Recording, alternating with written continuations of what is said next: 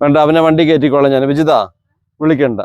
അപ്പൂസേ, ഞാൻ അവന് ഒന്ന് റൗണ്ട് കയറ്റിയിട്ട് വരാം. മോന് വണ്ടി കയറണോ? ഞാൻ അവനെ വണ്ടി കയറ്റിട്ട് ഓടിച്ചിട്ട് വരാം അപ്പൂസേ.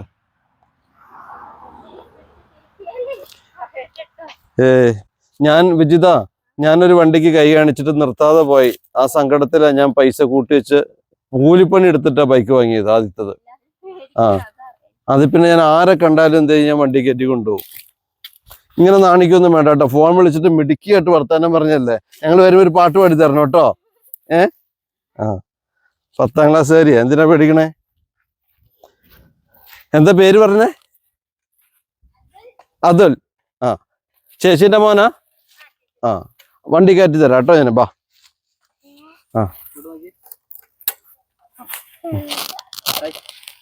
ഇത് നീ പിടിച്ചോടാ. അവനെനിക്ക് പിടിക്കണ്ടേ.